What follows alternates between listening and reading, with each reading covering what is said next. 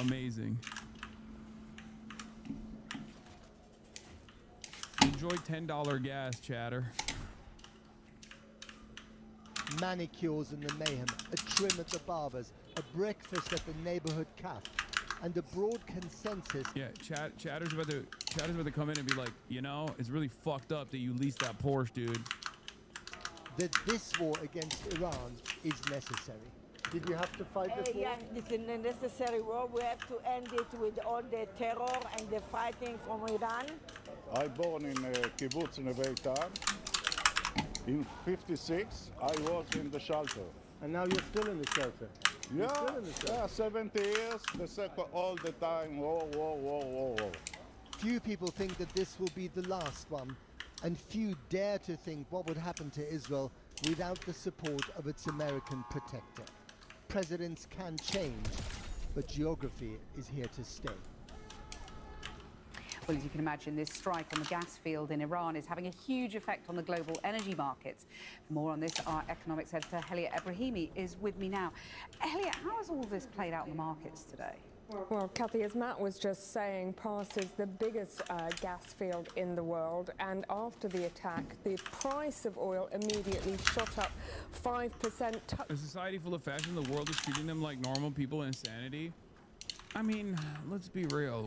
It's the fucking Western blind spot, right? I mean, it took a good deal of pain for the Western world to recognize the dangers of fascism with Nazi Germany, too. Like, think about it. At the time, it was new, right? It was a new formation. It was a new ideology. It was seen as like a revolutionary one. But like, it did take a while for Western countries to move away from appeasement to be like, yeah, we gotta fucking fight these guys. This is, you know, this is unbearable. This is unacceptable. There were people who recognized the dangers and wanted to fight back against it, FDR being one of them. But even to galvanize the American population, it took Pearl Harbor, right?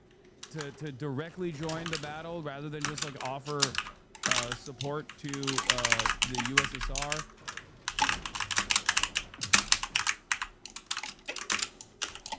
So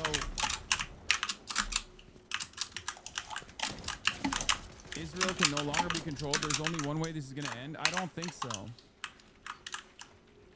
I think Israel is so Western reliant to operate as a nation state, at least at this present formation, that the older Ashkenazis that still run the government are a little bit different than the next generation.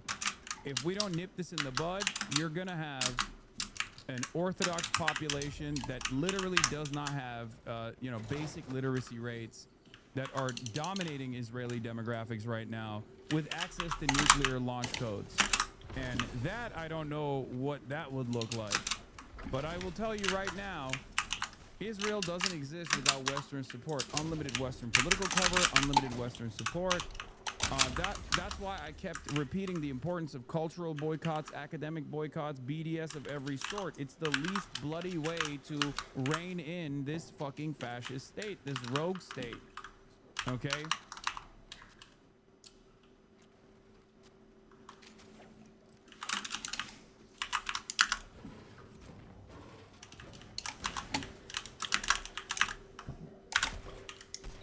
It's okay, they can't use the nuclear launch code. They can't read the nuclear launch code. What does nipping in the bud mean in this case? It means like fucking bringing Israel to heel. Like telling them to cut it out, stopping them, applying as much pressure as possible.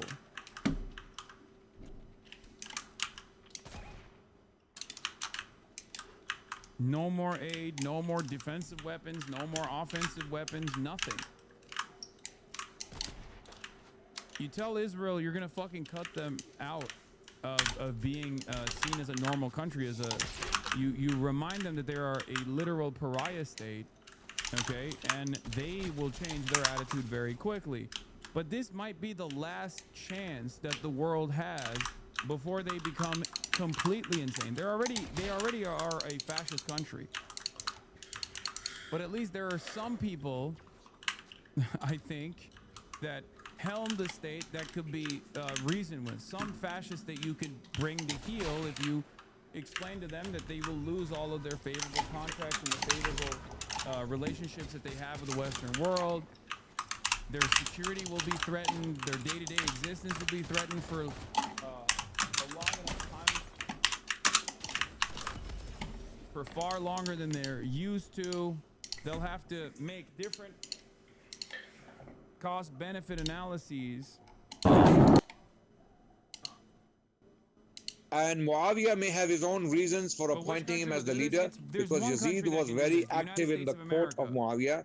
Yazid had All led the other countries in the world could campaigns technically against the pressure the Romans. United States of Yazid America was to do very this. experienced in war. Yazid was very experienced think in they're ever appointing him gonna as do the that until they, leader, eat because enough Yazid of was the very economic active in the harm. court of Muawiyah.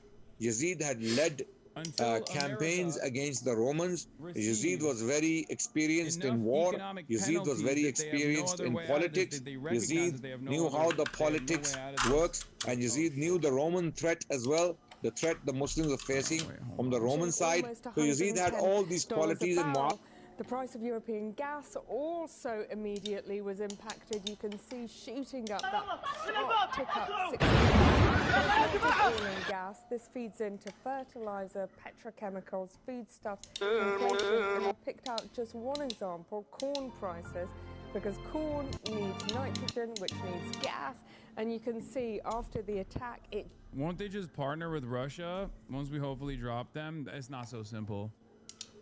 Dude, you think Russia can offer Israel the same protective cover that America can? Are you fucking insane?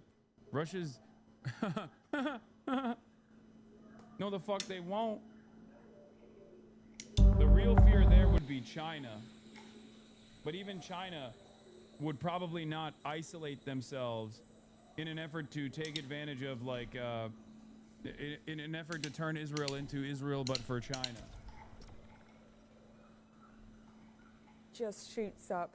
Now, there are farmers out in Iowa and all over the American heartland right now, Kathy, choosing whether to plant corn, which needs gas, or soybean. And that matters because 中国がイランで何をしていると思う。中国はイランに中国が持ってないということも。 in the air. Just today. So why is this gas field so important? 我々は敵に火の雨を降らせ続ける。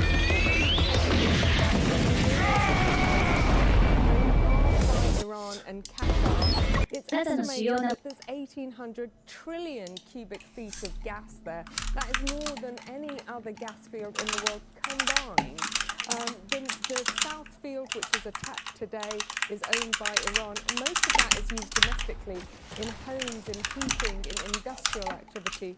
The north field, owned by Qatar, is basically exported in LNG to Asia, to Europe, but also to the UK, Kathy. But remember, that is offline now. And we've had the Federal Reserve decision on tax today, haven't we? On Really critical decision. Last time they met, oil was at $60 a barrel, and now it's almost at $110 a barrel. But they were fairly dovish today. You know, even though they held interest rates and raised inflation expectations slightly, it's the best that Donald Trump could have hoped for. You know, in a world where diesel in the US is about $5 a barrel, which touches a real political nerve in the US. Elia, thanks very much for joining us. Let's go now to Matt. Thanks, Kathy. Well, now in the US, the Director of National Intelligence has been testifying before the Senate about the intelligence that prompted the war on Iran. Tulsi Gabbard has said that while the Iranian government has been weakened, Iran and its proxies are still a threat to the US and its allies in the Middle East. Let's go over now to Washington and our US editor, Anushka Istana. Anushka. So yesterday we had a senior resignation, Trump's counter-terrorism chief going and saying that there was no imminent threat from Iran. Now, that has turned attention from him, Joe Kent, to his boss, Tulsi Gabbard, who is the Director of National intelligence. She's an interesting character, a former Democrat who switched to support Trump in part because she didn't believe in forever wars. She actually put on social media in 2019 that she didn't want Trump to go into a stupid and costly war in Iran. She called on people to join her in sending a message to the White House: the US must not go to war with Iran. So what is she thinking now? I sat in that hearing earlier, Matt, and I tried to tell that she was being very careful with her language and her face was studiously neutral. I wish I could read her mind because it felt as if she was holding back. At one point, she said that she wouldn't answer whether or not the White House had asked for intelligence related to the Strait of Hormuz. And then there was another bit that was in a written thing she had submitted in which she said that last year strikes had obliterated Iran's nuclear capability and that they hadn't enriched uranium since then. She didn't actually say that out loud in her opening statement, but she was pressed on it later on. She did say it, and then she said it's up to the president to decide what is an imminent threat. Listen to what followed that. Was it the intelligence community's assessment that nevertheless, despite this obliteration, there was a, quote, imminent nuclear threat posed by the Iranian regime? Yes or no? It is not the intelligence community's responsibility to determine what is and is not an imminent threat. Okay. That is up to the president Here's the problem. based on a volume No, it of is information precisely. What are you saying? It is literally the only job. It's the one job. You have one fucking job, you animal. What the fuck are you saying? Yeah, no, the president could just like materialize threats out of thin air and we have to go along with it. Okay, fuck the intelligence community. There's no reason for any intelligence whatsoever. We don't even need to like make up fake intelligence to justify our actions. I guess shutter the operation entirely. The president makes unilateral decisions. One day he decides Iran is a threat, the next day he decides Greenland is a threat, and we just have to go along with it.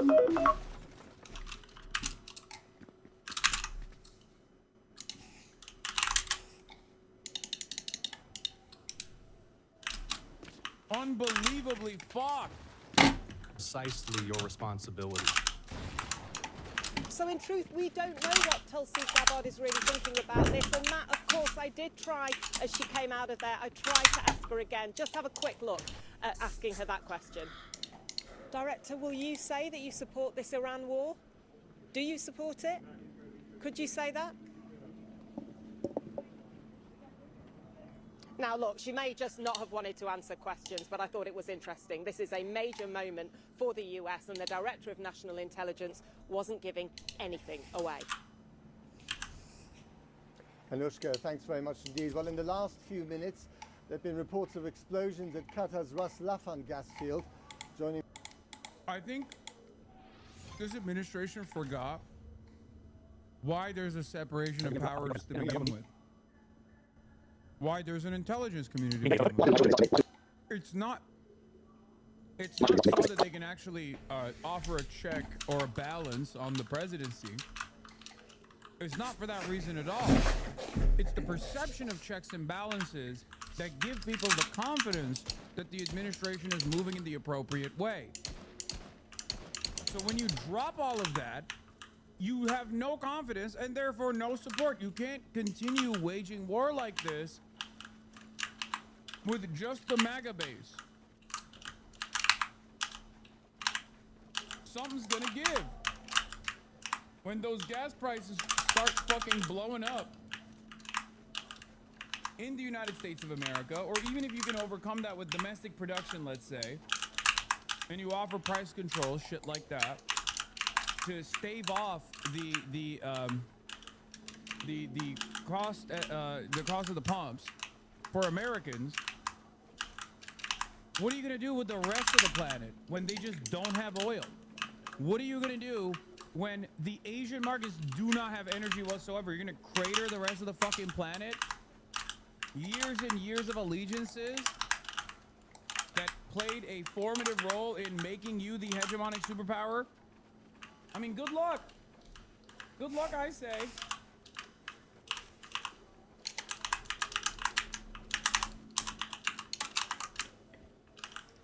Now from the Qatari capital Doha is Dr. Tanya Safer, the Executive Director of the Gulf International Forum. Thank you so much for coming on the program.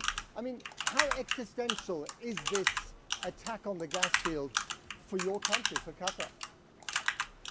I'm actually just here in Qatar, but I would like to say that this is an important escalation for Qatar. Ras Laffan is extremely important. It's where it processes mostly all of Qatar's gas, and it was just hit by a missile within the last few minutes. You know, for Qatar, this is a very serious economic hazard. And, you know, the fact that Israel struck South Pars field that's shared with Qatar put Qatar at risk, and that's why you saw a statement right away from Majid al-Ansari, spokesperson for the ministry, raising that concern exactly.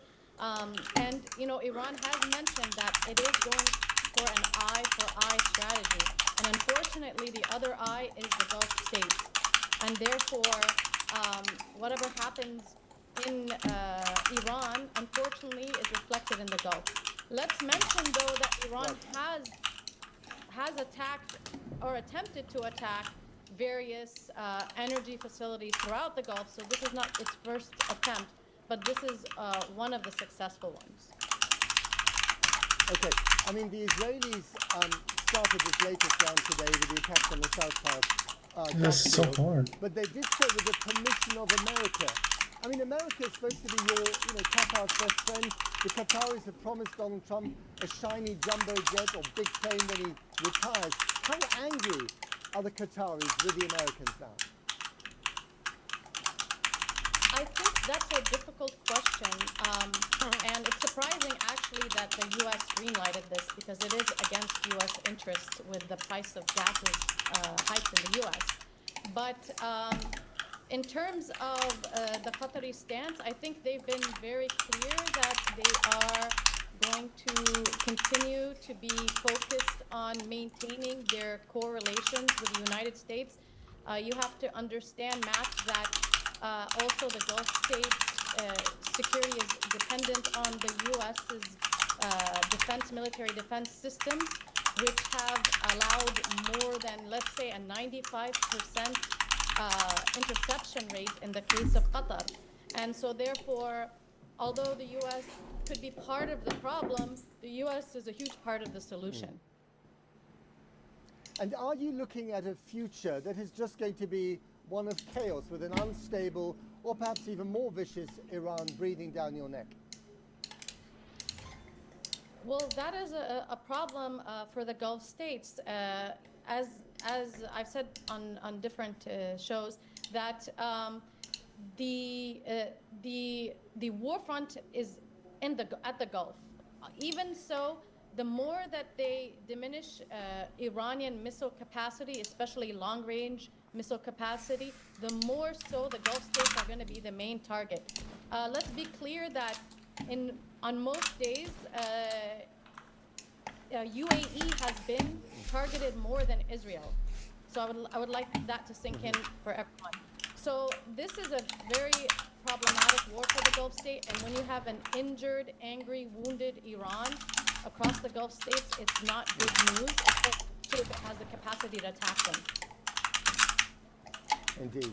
Dr. Danya Safer, thank you very much indeed for joining us here from Doha. Day 19 of the war, and every day it seems some new element emerges that we haven't really seen before. And so we've seen a series of attacks. The Israelis have been more... Bro, they can't do anything. The fact that they're even landing any criticisms on America in this process is unheard of. What do you expect the fucking Gulf spokesperson to say? Fuck America? Are you insane? They're already servile. They have American military bases. They know why they're getting attacked. None of them think, oh my God, I can't believe this happened. This is so shocking. They'll say that in their public-facing communiques, But they very clearly understand why they're being attacked.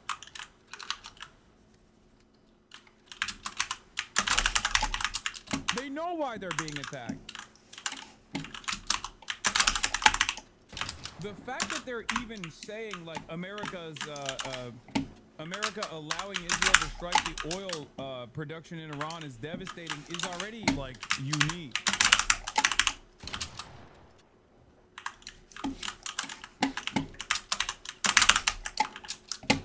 It's also funny because like Israel directly struck Doha already. All they got out of that bargain was like one Benjamin Netanyahu phone call apologizing publicly to Qatar.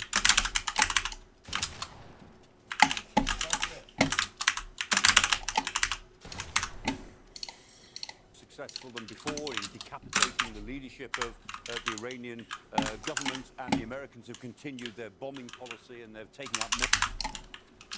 I thought your stance was the Gulf states are going to turn on the United States. Yeah. Not right now. They can't do anything right now.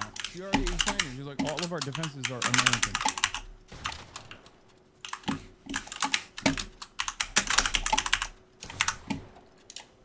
They can't do it right now. When the dust settles, yes. Who knows when that will be? Who knows if there is even a Gulf at the end of that bargain?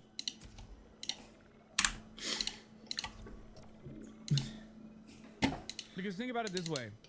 Imagine they come out and they're like, actually, America is now our enemy. Okay, so who's gonna protect them? All of their military equipment is American. America shuts them off. Your team, one thing led to another, and whoops, in bed with Rupert. That's your wife. All right, And you're it's open season. Now we're gonna bomb the. Now we're gonna turn every fucking Gulf, every Gulf capital into.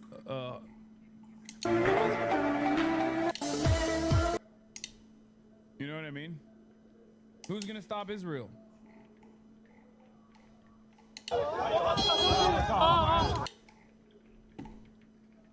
More and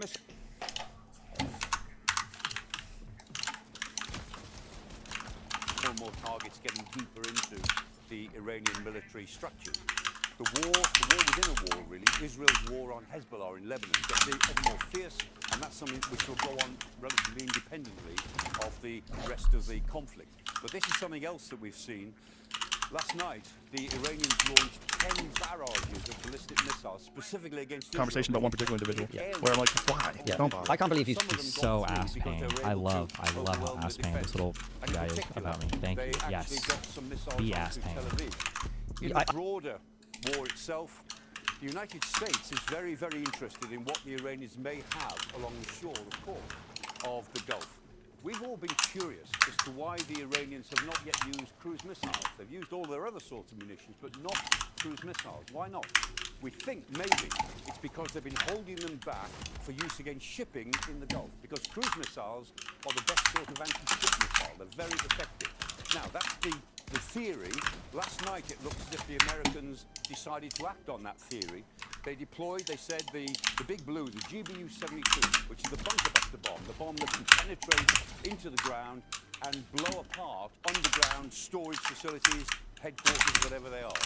And so last night they conducted a series of attacks along the Iranian side of the Gulf. Now, we don't know where those attacks took place, but there were several of them, and the Americans reported this morning that they'd blown apart a number of storage bunkers. So we think that that's what the Americans are doing. They're going after the cruise missiles, which the Iranians may have been stockpiling for use against shipping in the Gulf. That's all part of the ongoing war of the Gulf, and particularly the Straits of Hormuz.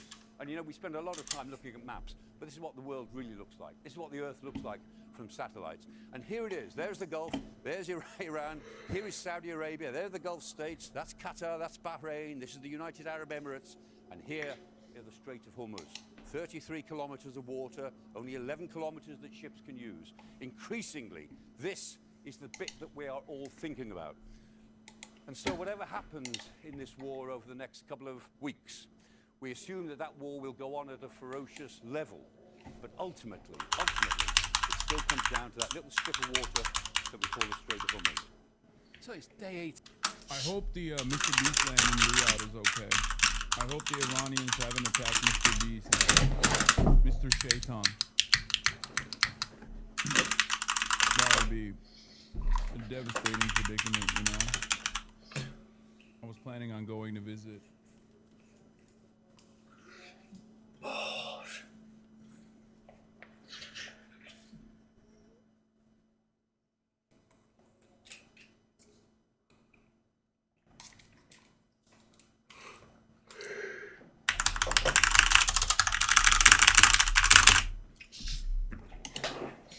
The American-Israeli war against Iran. It feels like we've hit a bit of an inflection point. War is all about seizing the initiative. It's forcing your enemy onto the back foot, forcing them to be reactive. Now, of course, at the moment, the US, although dominating militarily, does appear to be running out of ideas and momentum.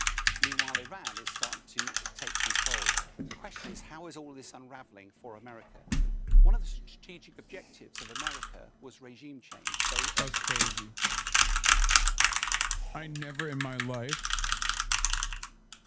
ever thought that I would hear a Sky News anchor say those words.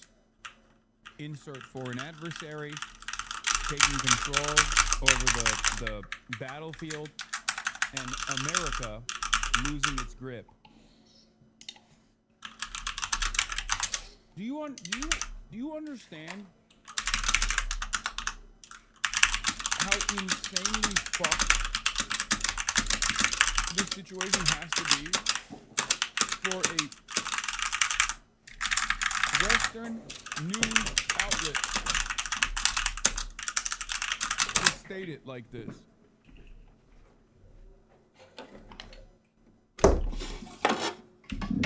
Trump blinks, no more attacks on energy. If Daddy wants it, Daddy will get it. And by that I mean Benjamin Netanyahu. In the war, they took also known as Benjamin Netanyahu.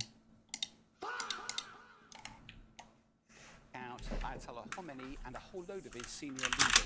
But of course, basically after Sadat faced the Ayatollah, and over the last 24 hours, we've seen 2 more leaders from Iran, Laranjani and Soleimani, both being taken out as well. But once again, their successors have probably been already nominated. They sound as if they're more hardline and therefore potentially more dangerous. If we look at Israel's attacks against Hezbollah, Israel is conducting a whole series of operations over the border at the moment into Hezbollah positions in southern Lebanon, but also striking in Beirut. The challenge here is this actually contributing to the strategic objectives of the war? Is it actually helping regime change in Iran? Is it helping stop Iran securing nuclear weapons? If the answer to those is no, there is a question about divergence of objectives between Israel and America. If we also zoom out... Have you ever told Chad what Bibi means in Turkish? You mean pipi? Pipi mi diyorsun?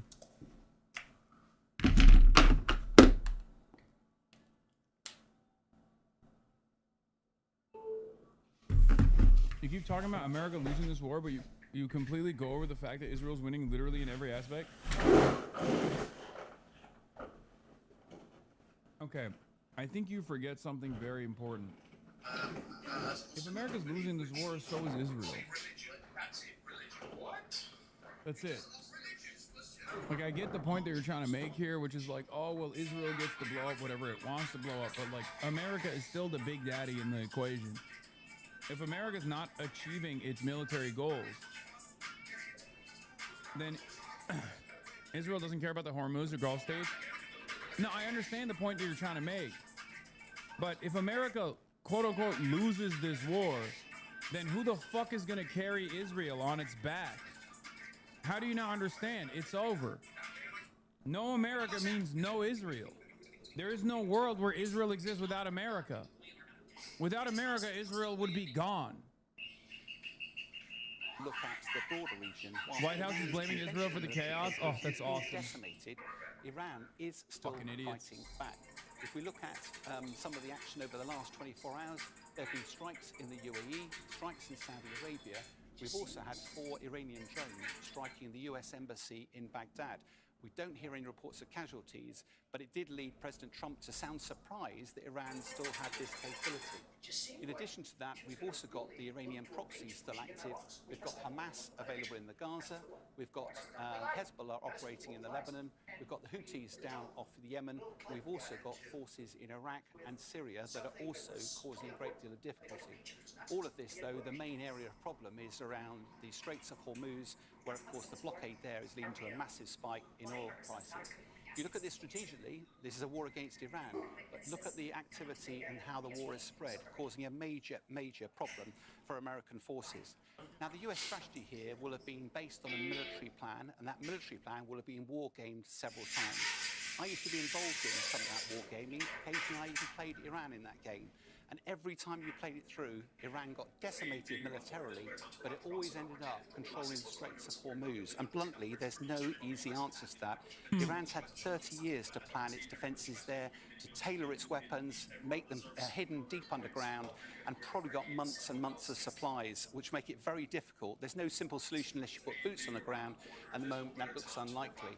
And therefore, that's probably why President Trump was prompted to look to NATO to try and get some more help from the international community. Now, here's some of the NATO countries, but let's be quite clear. NATO is a defensive alliance, doesn't exist to try and help America as it conducts... Bullshit. Bullshit. What kind of defensive posture was NATO engaging in Libya? Huh? That was an aerial bombing campaign. What kind of defensive posture were the NATO forces engaging in fucking Libya? That is bullshit. Remember, these guys are also still Western chauvinists. They're liars. At least, you could make the argument with Iraq. I mean, you really can't. Or Afghanistan. Because, like, oh, Al-Qaeda, you know, they struck us, 9/11, we were attacked. With Afghanistan, you can make the argument. With Iraq, you can't, right? But there's no argument. I mean, none of that was defensive either, by the way, obviously. But, like, America was attacked on 9/11, and they chose to you know, attack Afghanistan and Iraq.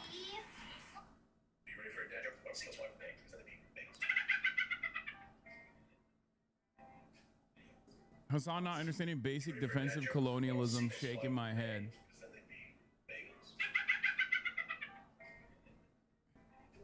An offensive campaign against another country, particularly when it's not entirely clear that that military campaign is based on a... Afghanistan and Iraq weren't defensive, Lamont? Yeah, no shit. You think I don't fucking know that? I'm saying that there was at least an argument that America could present to NATO to say, look, we got attacked, and the guy who did it is hiding in Afghanistan. We need to go and extract him by militarily occupying Afghanistan, which is ridiculous to begin with, but like...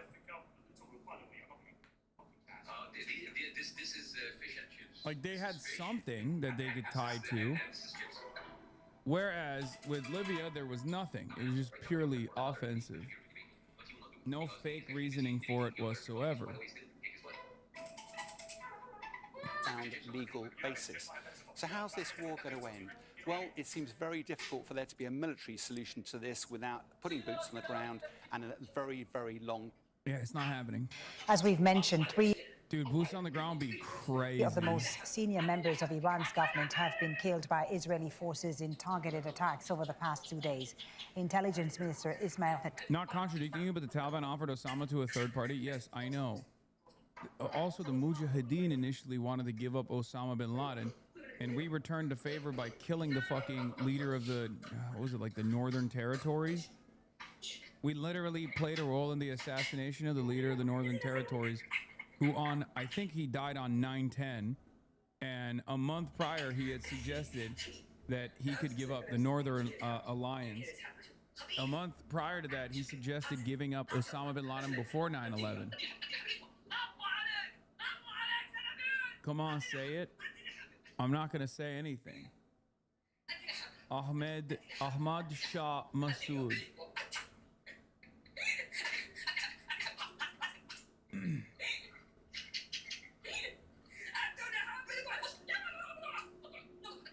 Khatib is the latest senior official to be killed in an Israeli strike overnight. He previously worked in the office of the former Supreme Leader Ayatollah Ali Khamenei. On Tuesday, Iran's security chief Ali Larijani was... Like, Israel is going back to, you know, business as usual here, which is crazy. Tremendous civilian penalties, by the way. Tremendous civilian casualties. Like the Bosage guy that they killed as a bus was passing by. Okay? They blew up a fucking commercial bus. Right? And and the thing is, these targeted killings don't actually have any function. It does not achieve any military objective at all. And they're just kind of doing it for fun at this point.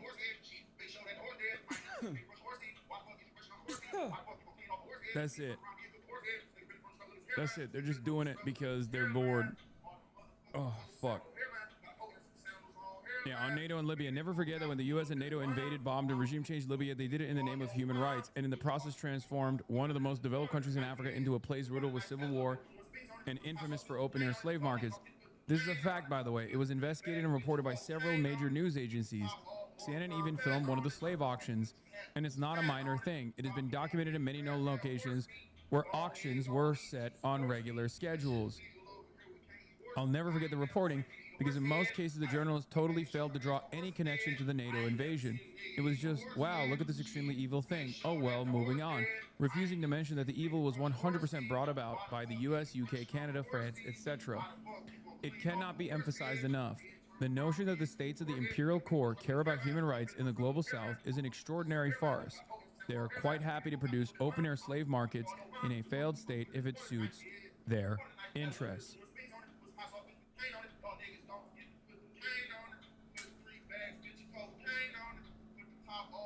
That's it.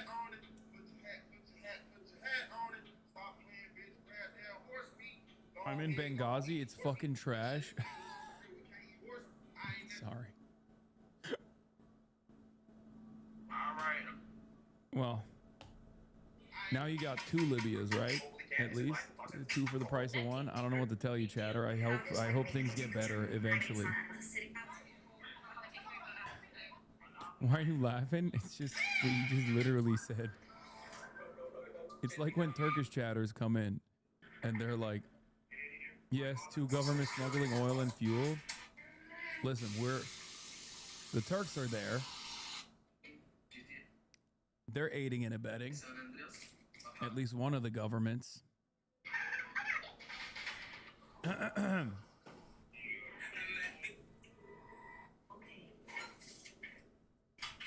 What the fuck, bro? We can hear you laughing. I mean, what can I fucking say, man? What can I say? We are the great Satan. Trump wants no more strikes on Iranian energy sites after Israel Wednesday's attack on a vital Iranian gas field. I live in Mississippi. Y'all don't know what it's like. Man, you're really gonna fucking compare Mississippi to Benghazi? Turks, Russians use Egypt, Italians, and Americans. It's all here. Oh. I mean, yeah, Mississippi's ass, but come on, dude. At least they don't have open air slave markets. I mean, actually, I don't know if Libya still has it.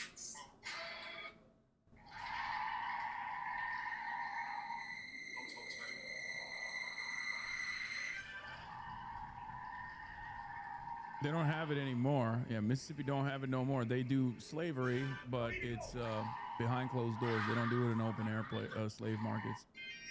They do it in the prison system.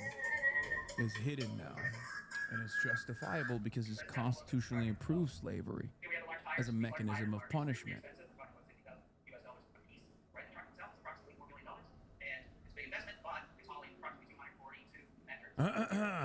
Israel doesn't hate the chaos.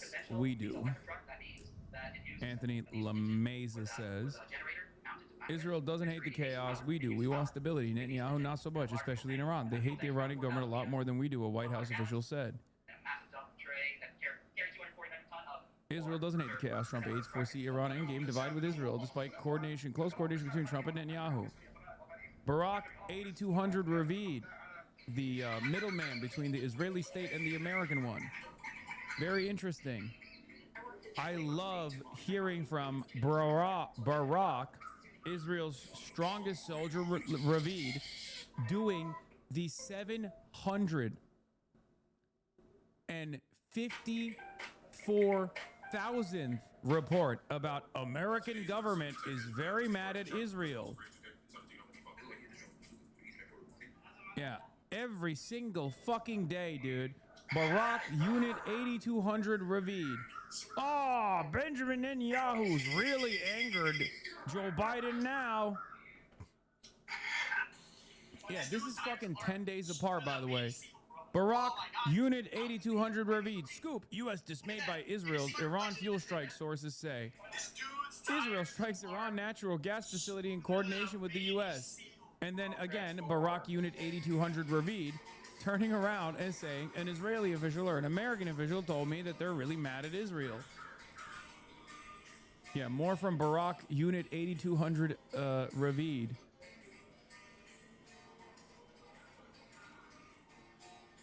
It's awesome.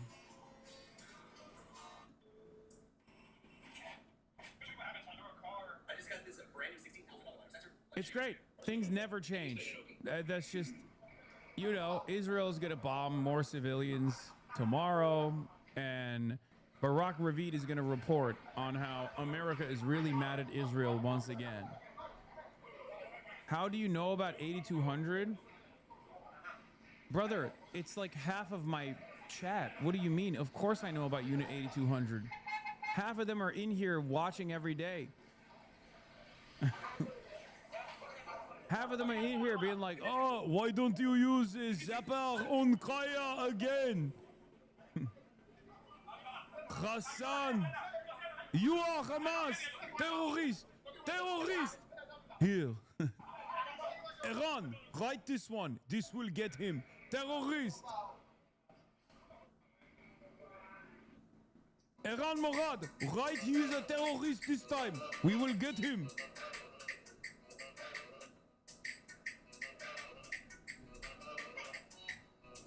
Trump knew South Park's attack and approved of it, but now he's against strikes on Iranian energy sites, believing Tehran received the message that it must reopen the Strait of Hormuz. Trump opened the future attacks on Iranian energy facilities depending on the Iranian retaliations, or it's just fucking bullshit.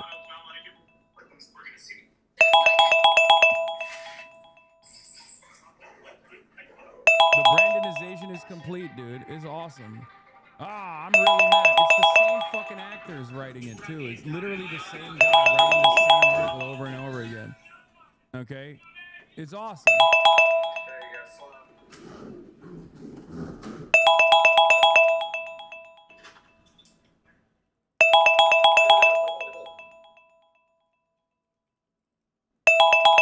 Can you go forward, like very... Red lines and disagreements between Israel and yet another American head of state for the 750,000th time.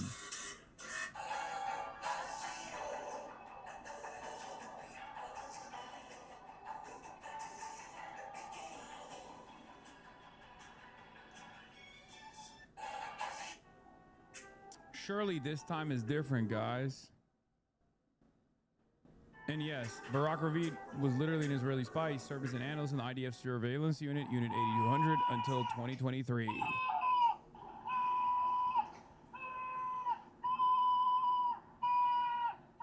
I simply can't take another 700 Barak Ravid fake U.S.-Israel tension stories.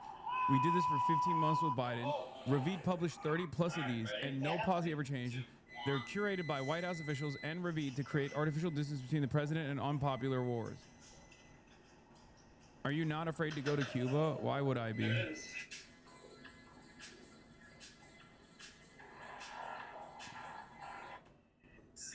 Killed in an Israeli attack in Tehran. Larijani was appointed Secretary of the Supreme National Council last year and recently said the U.S.-Israeli war set the heart of the Iranian nation ablaze. And Gholam Reza Soleimani, the commander of Iran's internal security unit, was also killed by... They killed revisionists in Cuba, bro. Israeli forces on Tuesday. He was sanctioned by the US, European Union and other countries for his suspected role in suppressing dissent in Iran. Back to you, Mohammed Val, in Tehran. The Iranian president confirming in the last hour that the intelligence minister was indeed killed. What effect, what impact is this having on the Iranian state and the system? Well, fully generally speaking, it's a very hard blow on the government here and on the people who support the government. Of course, we have seen with the gathering today, thousands of people paying tribute to those two leaders who were killed yesterday, and now we have this new assassination. There is no doubt. Nobody can deny that this is a very challenging situation for the government here and for the country, particularly the segment of the population that still hopes that this government will remain in place during and after this war. But there is also that spirit of defiance among the people, particularly among the leaders, saying that, you know, when the supreme leader, the late supreme... Why can't Iran manage to kill even one single notable dude? I don't know, maybe because the world's most powerful military with a, you know, finite but virtually unlimited supply of defensive weapons have basically designed the most protected airspace of all time. And at which point, like, Iran might have still killed someone, we just don't know. Iran doesn't have like a competent air force. They don't have strato tankers that can fucking refuel their flight. They refuel their planes as they go and do precise strikes on Israeli airspace.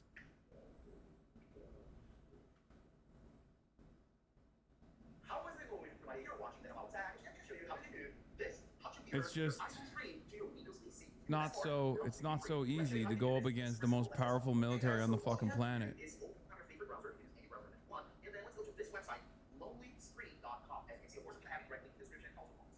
Also, Israeli officials are hiding in bunkers, let's be real. Leader Ali Khamenei was assassinated.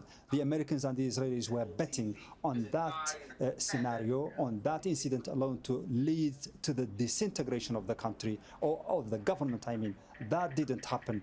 And one after the other leaders have been assassinated. And before that, there were many assassinations during the previous war and so on. The leaders here are saying that this is not the way to change the regime in Iran, and it is not going to lead to the results desired by the Americans and the Israelis. As you can... I never understand why China never gave Iran J-10 fighter jets. Like, are they allies or not? They're not. China doesn't have any, like... With the exception of the Democratic People's Republic of Korea, which is like a holdover allegiance from the Korean War, China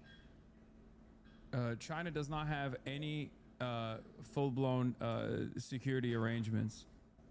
They have favorable trade relations, they have strategic partnerships, but the Democratic People's Republic of Korea is the only country on the planet that has a security agreement with China.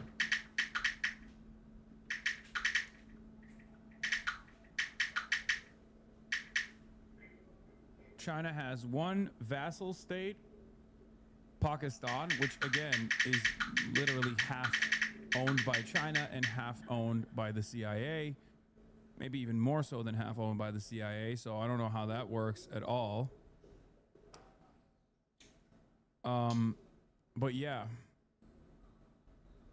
they don't have any like they don't have any full-blown security cooperations. We are slaves.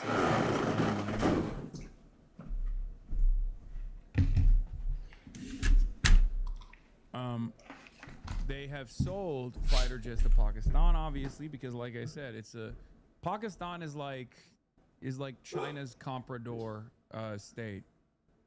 China's in the bud, yeah. And it's not bad. It's not bad for Pakistan. It's been quite beneficial for Pakistan. My life for Pakistan. Okay. One day I will grow up to join the Pakistani Air Force. I felt it, but it wasn't. Grape. Wow. My life for Pakistan. But as far as like as far as Iran goes, Iran does not have the same arrangement with China. Unfortunately for Iran, my mom. What is this? My mom is watching and she hates you because she thinks you are rich, always eating and sat on a chair making money, and you are not genuine. Can you convince her otherwise? Please explain to what you do. Explain to her what you do. Your name is literally Freddie Angles. Explain to your mom that, you know, someone's wealth or perceived status does not change. Like how they can contribute to organizing.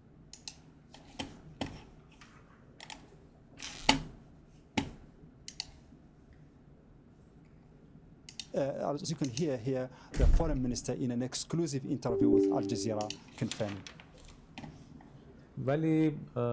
I do not know why the Americans and the Israelis still have not understood this point.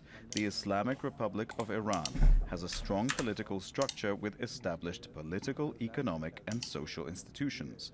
The presence or absence of a single individual does not affect this structure.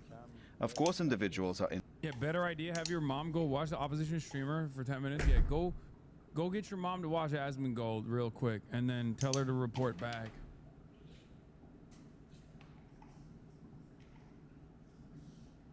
Influential, and each person plays their role, some better, some worse, some less.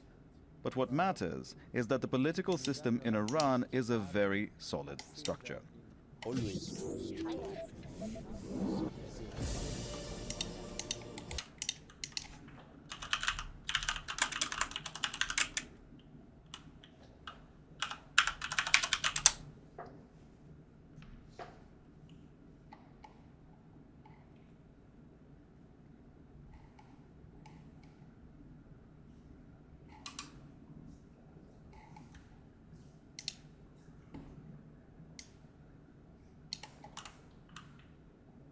That this is a trial version, just go ahead and say maybe later. Okay, so it's not going to expire, something like that. Okay, and this is the setup already. We're ready to go.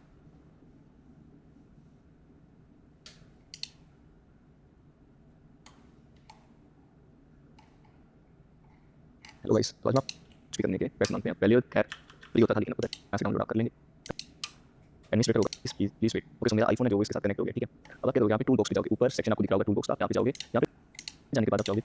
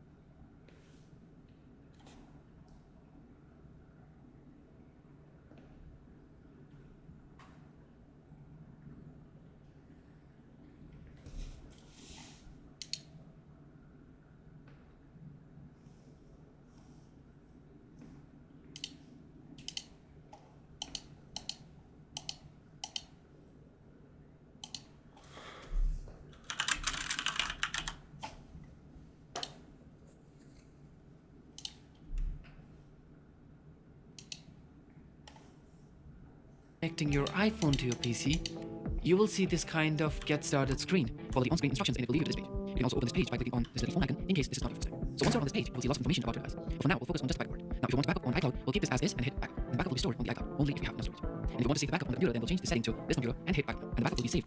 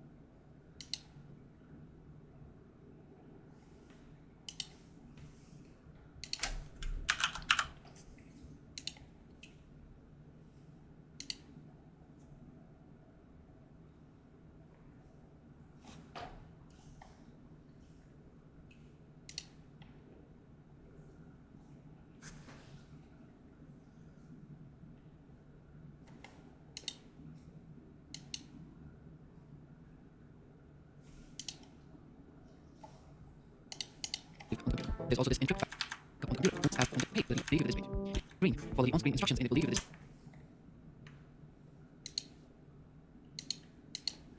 You can also open this page by clicking on this little phone icon in case this is not your first time. So,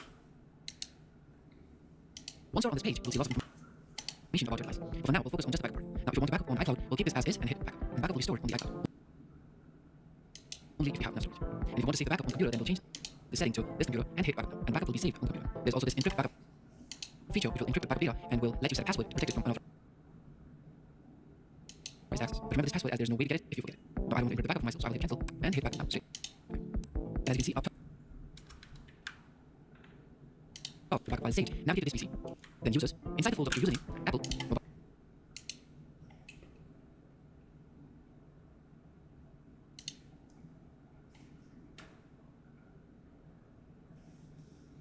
Sync and backup. Here are your iPhone backup files.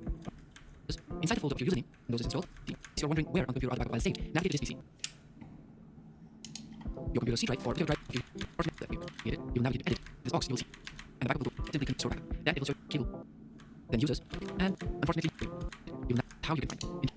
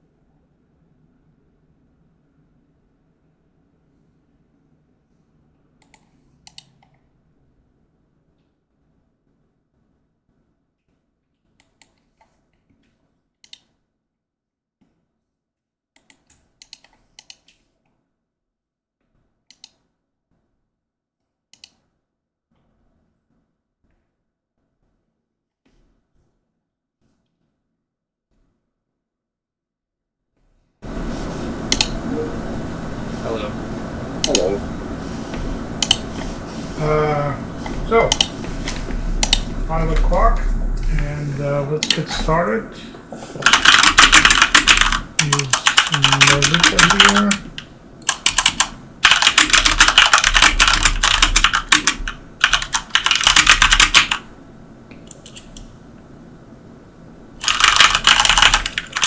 I guess not yet. So, is anybody ready to go?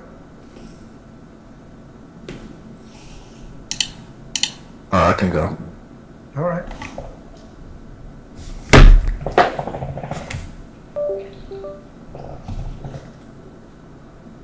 Can you see my screen? Yes. Okay, hello everybody, I'm Aditya Paul, and today I'm going to be talking about how security and privacy are in the modern digital age and why it's very important to keep your data secure, and how to keep it secure.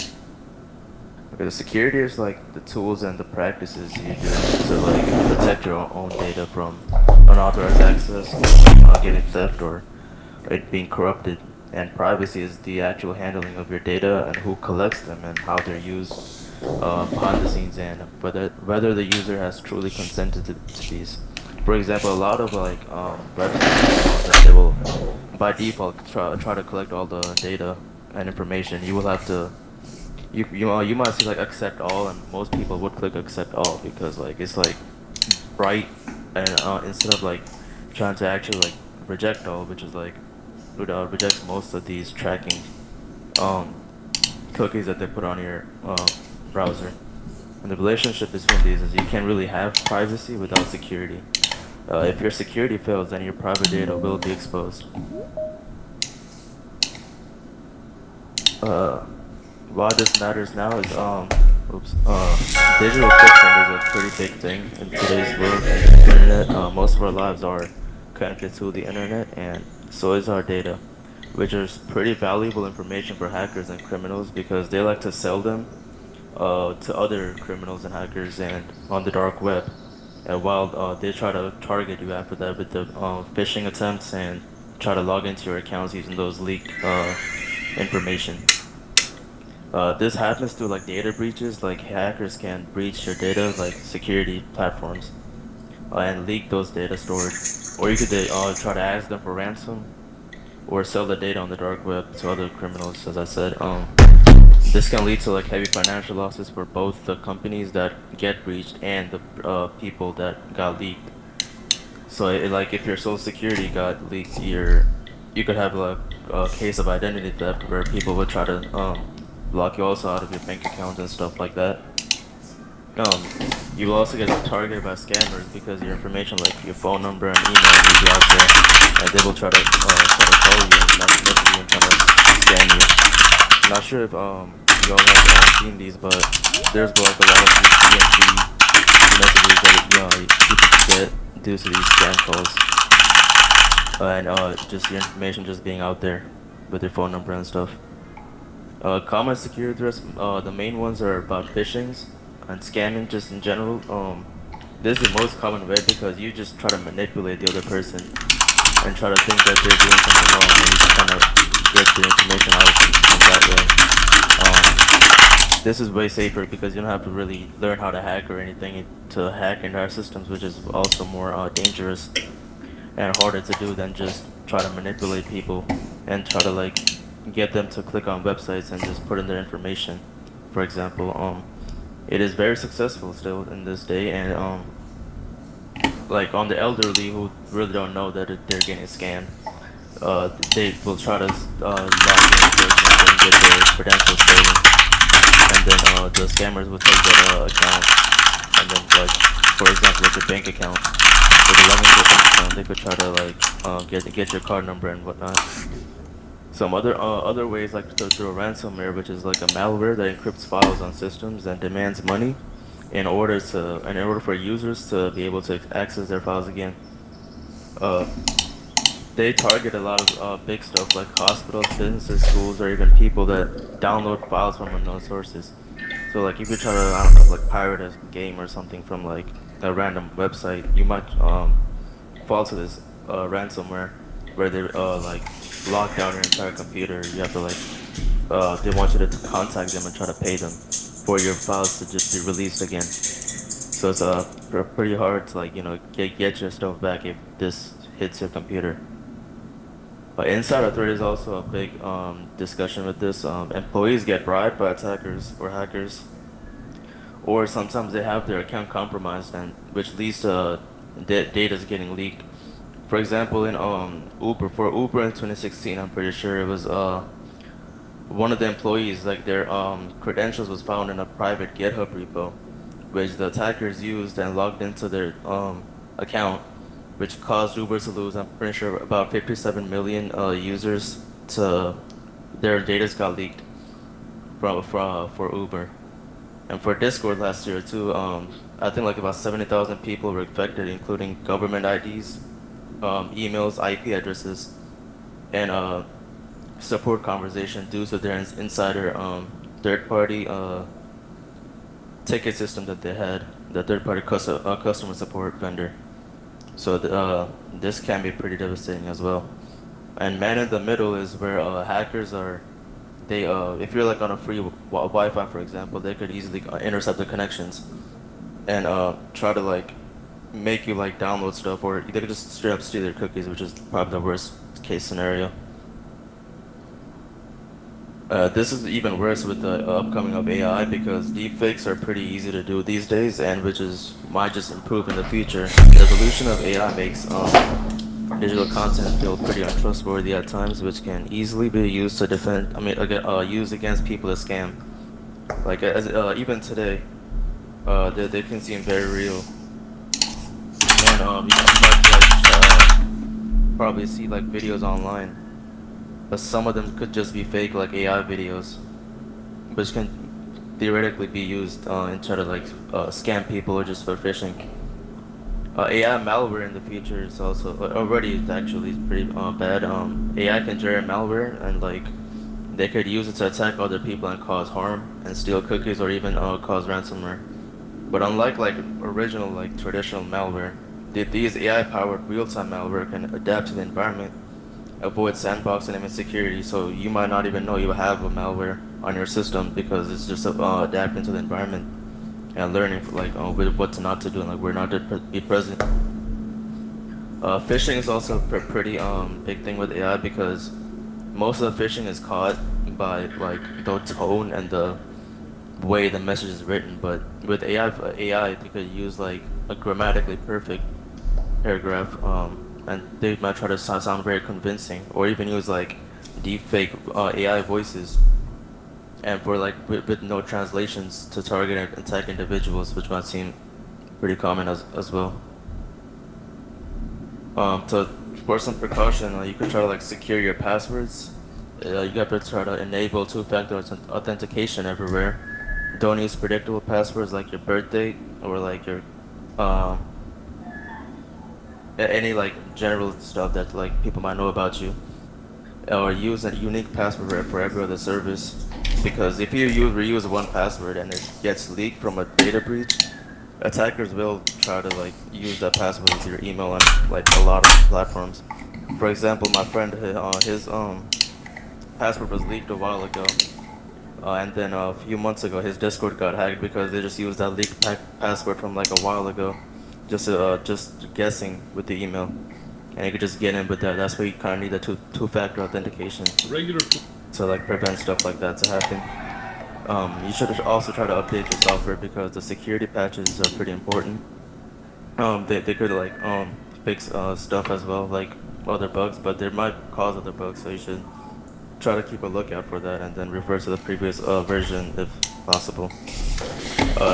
To be safe, you should try to use VPNs if possible while like clicking websites and stuff, because if you click on a website, they will have your IP no matter what.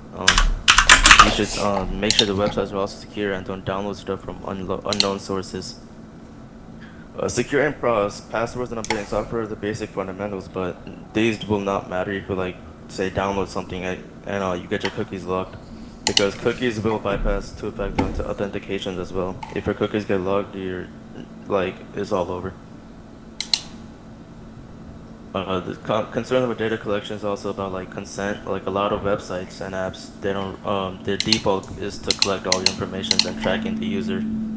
Usually you would have to go out of your own way to find the options in the settings menu to turn these off, which like a lot of people will not know because they don't say that like you have to go and turn it off. Like for example on TikTok they could like use your what you do for ads and stuff, but they never really tell you that you have to like find it on in the settings. Websites that collect data usually pops up as I said like with the accept all cookies or like you have to select what you want, and it's kind of best if you want to be as secure as possible is to keep it just on the necessary cookies only. While this can sometimes help, sometimes it's also out of control because some options still give you, some software still give you an option to opt out, but some still requires it on a basic level. Like I think PlayStation is like you could kind of give it like a limited data or like full access. It's like just the two options you have. Users don't know how the data is collected and truly used behind the scenes and who they're sold to, or how they're storing their actually properly secure. Legal rights and laws. GDPR is a thing that in Europe that where people have access to their actual data. They could even correct it if it's wrong, or even delete their data. Granting them control of their actual personal data. But this requires organizations around the world, like even like USA or Australia, for example, for them to handle the European customers' data securely and with legal consent. Government bills, such as in California, has been passed, which is going to enforce, I think, on January 2027. Assembly Bill 1043 was signed in October 2025, which requires all operating systems like Windows, Apple, Google, SteamOS, and even Linux to add an age verification system where you have to verify your identity with a legal document to even use enable accounts in the first place. This can go bad, as mentioned with the Discord one where 7,000 users' government IDs were leaked because of the third-party vendor. But yeah.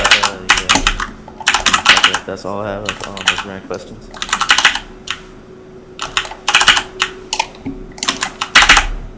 Okay, if not, I'm done here. Okay.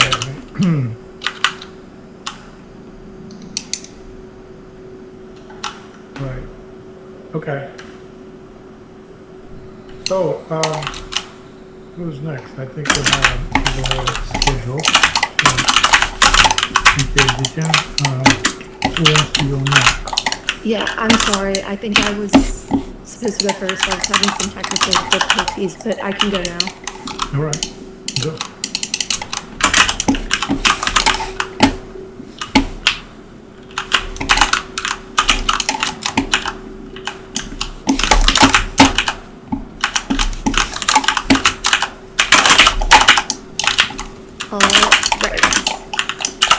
My name is Malaita Nasser, and I will be presenting on AI and automation in cybersecurity, specifically looking at the benefits, risks, and real-world applications.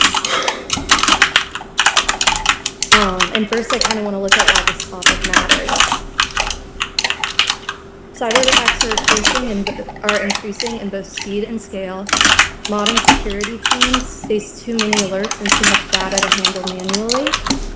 Automation and AI are valuable tools in detecting and responding to cyber attacks.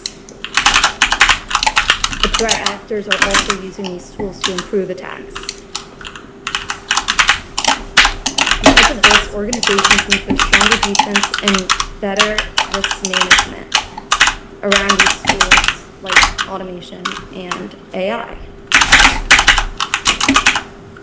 So looking at what AI and automation are specifically in terms of cybersecurity, automation is designed to execute predefined rules at scale based on logic decided by humans. So think people decide the logic and machines carry it out. And it's good for repeatable tasks that need to be performed at scale, so on multiple devices within an organization or within multiple organizations. AI is designed to mimic human-like decision-making by analyzing data and identifying patterns. So AI identifies and then supports decisions.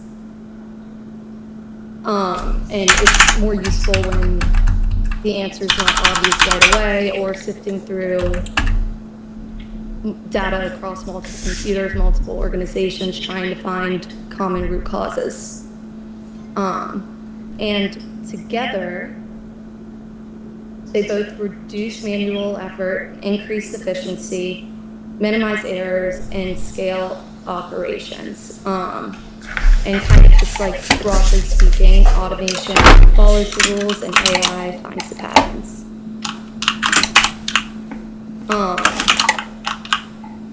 So before I really get into this slide, I decided to kind of create a fictional company that we're going to do a little bit of a role-playing exercise with.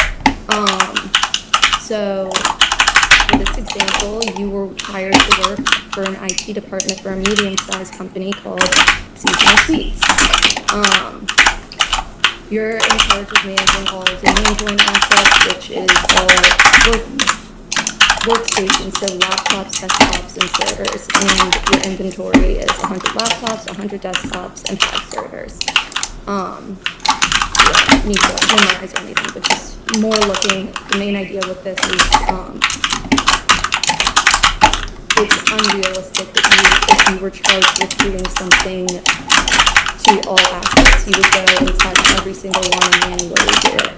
And with that being said, I'm going to be using the term RMN in the next slide. RMN stands for Remote Monitoring and Management, and it's a tool that lets IT and security teams monitor devices remotely, run scripts, install software, push updates, more or less just manage tools through a remote platform, and it allows for mass deploying. You can apply this any change to multiple assets in an organization. So, an example, looking at automation. Your boss informed you that he wanted to implement a vulnerability scanning tool that must be downloaded on every asset. The vendor has provided a script to run on each asset that will install the tool. What should you do? And this is multiple choice. I was going to ask everyone to just put their answer into the chat, but I'm now realizing that I can't see the chat. So if anyone wants to just shout out an answer when I'm done, that would be awesome. You can turn it on. It's a button. Oh, thank you so much. Yes. Moving on. So, option A, locate each device and run the script. If any fail, pause and troubleshoot. Option B, gather your team and distribute the script. As they deploy, ask them to note any failures, as you will deal with them later. Or C, utilize your RMN and upload the script. Mass deploy it and monitor for failures. Anyone wants to drop the answer in the chat? That would be great.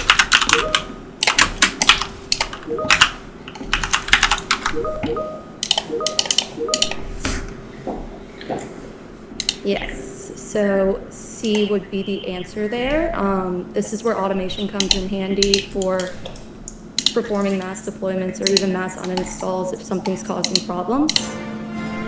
Especially in security, since there is a product that is very, very vulnerable and you need to do a mass update. This is where automation comes in. One example of where automation comes in handy. Moving on, the new vulnerability tool has been deployed. During the initial scans, you notice that the agent is malfunctioning on 18 seemingly unrelated machines. What should you do? A, assume the failed installs are not related and troubleshoot each asset individually. B, pull the logs for each asset manually and review, looking for any patterns. Or C, utilize an AI-enabled support system to review logs, configurations, OS versions, and installed software and past failure patterns.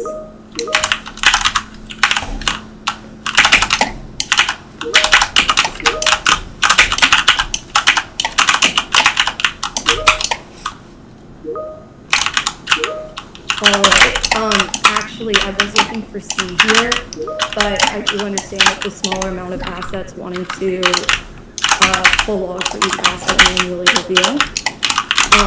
The idea here was that still can take a lot of time.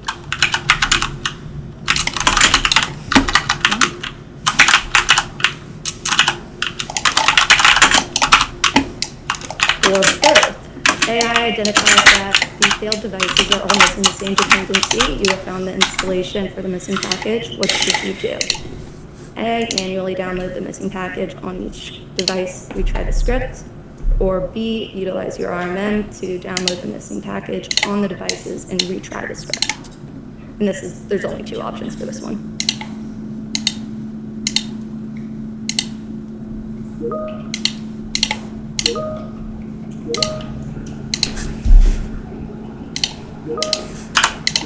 Yes, B is the answer for this one. And the idea here is that AI and automation can both really speed up efficiency on their own, but when used correctly, they can also be extremely strong together. And AI can identify the issue, automation can help scale the fix. Next, we're going to be looking at the key uses of automation and AI and cybersecurity. So for automation, we kind of see a lot about mass deployment of security tools. I know I've already mentioned that. Patch management's a big one. When updates are available, being able to have them automatically apply without having to even touch a button if it's configured in the environment that way. Automatic alerting, so if there is some sort of event that should not happen, like a login from a malicious country, automatic alerting can automatically alert the correct people that need to be alerted for that.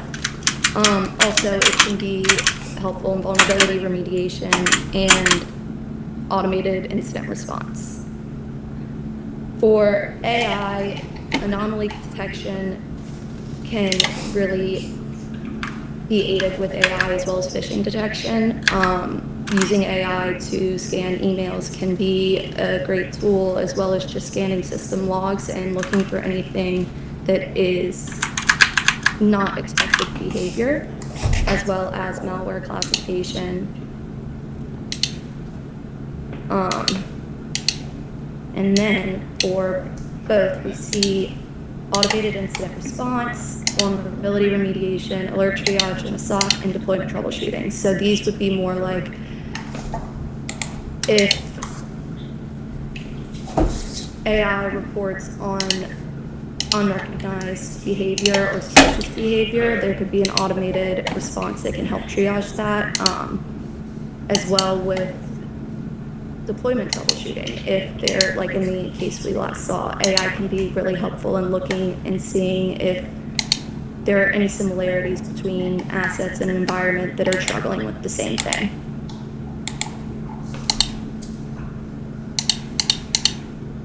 And then risks and challenges. AI can be manipulated through adversarial attacks. Automation can spread mistakes quickly.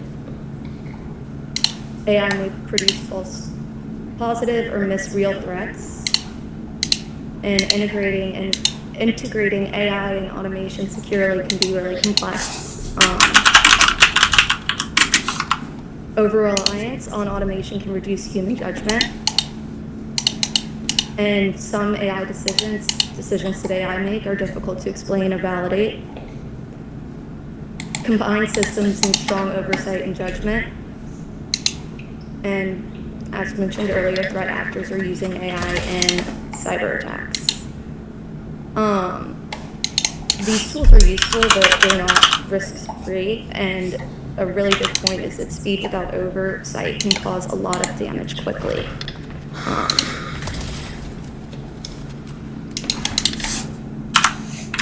So back to seasonal sweeps. Seasonal sweeps creates an automated rule that isolates any device.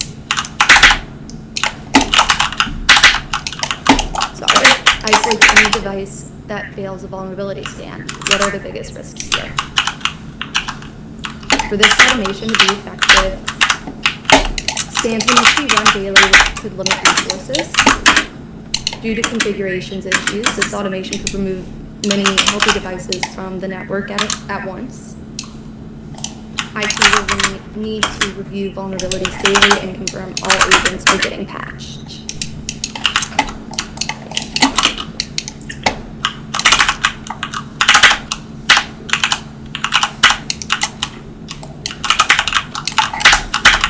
Anyone got any idea?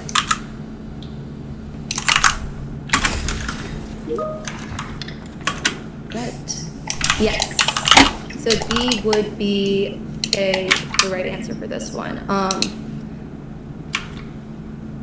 Mainly when I was thinking about this, a big idea that came to my mind is,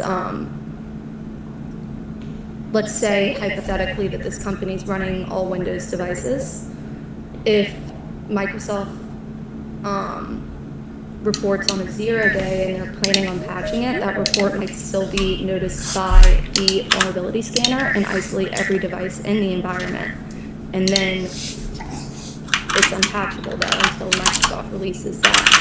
So there are a few different examples of why that might cause a lot of issues, but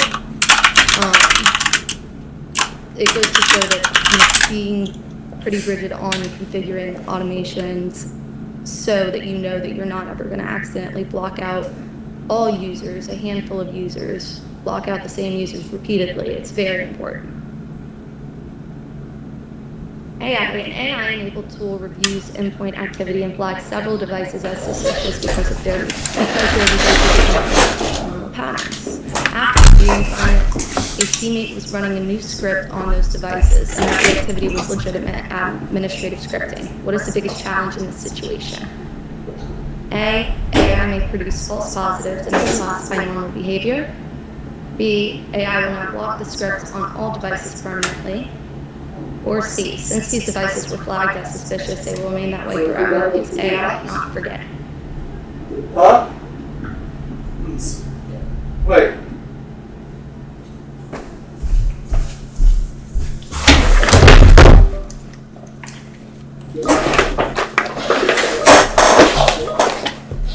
Yes. This is an example of why AI can be a big risk. It can produce false positives and misclassify normal behavior, and that can, it goes to show that humans still need to look over everything and not just trust one.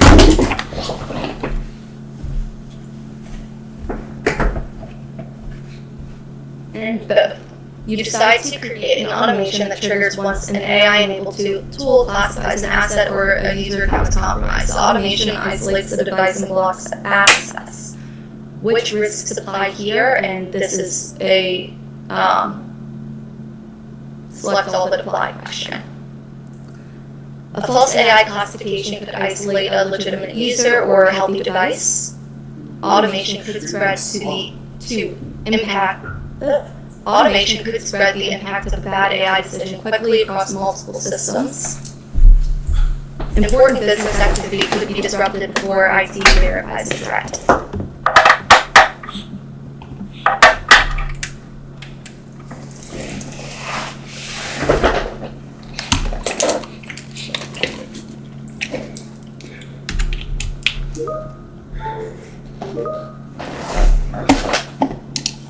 So the answer for this one is yes, all of the above.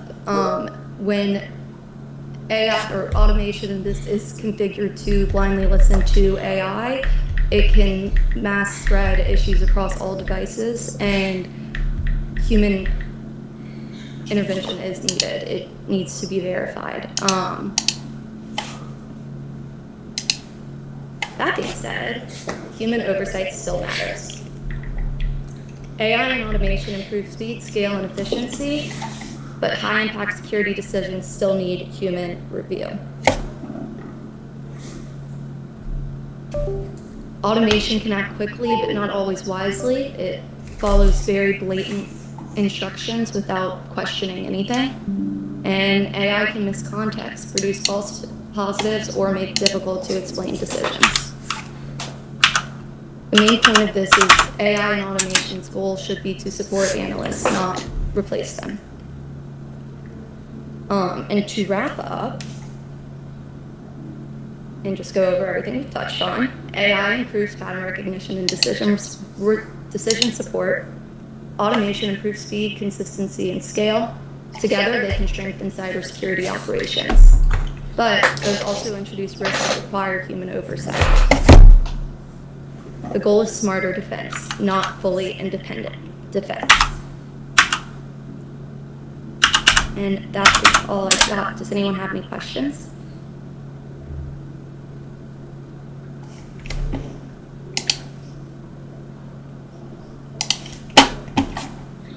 Has anybody used any of these somewhere?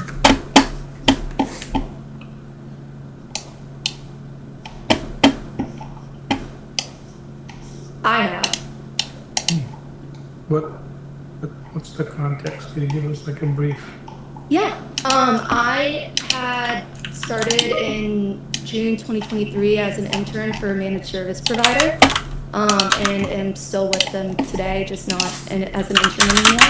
And I use remote management tools pretty often. I'm on the security team and have been learning a lot about automation and PowerShell scripting. So this is something that's come up for me a lot in that field, in that area as well. We are always looking to improve efficiency without diminishing quality, if that makes sense. Okay.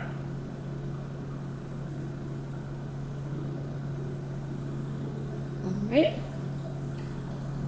I'll hand it over. Great.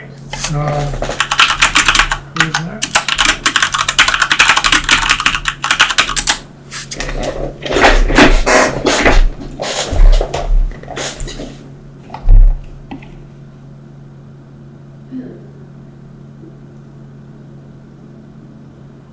Yeah, I have on the list Hugo. Is Hugo here?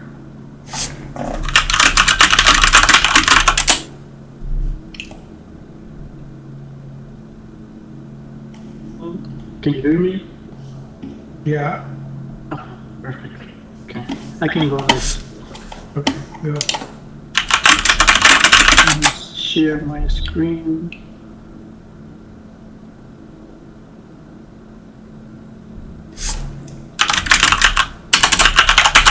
Is my screen? Yes. This. Okay.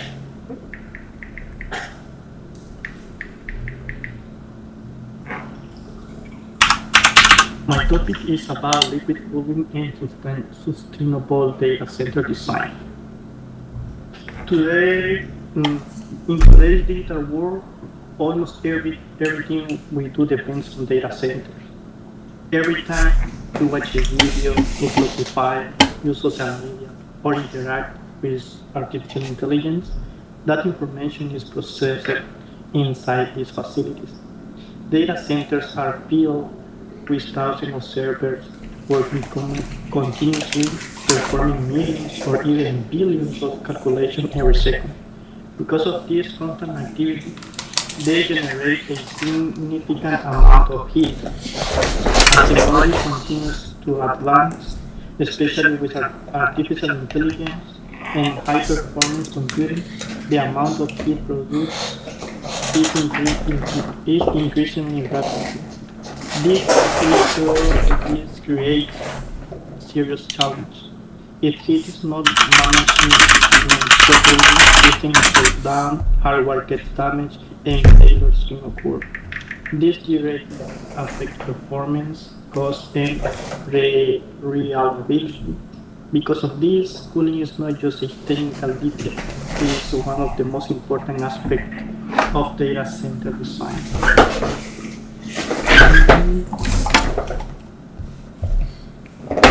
What is a data center? Data center is a facility designed to store, process, and manage digital information. Inside of these are thousands of servers organized in racks. Each server contains processor, memory, and storage systems that work together to perform computations and manage data. For example, when you upload a photo to the cloud, stream a movie, or use an application, that data is stored.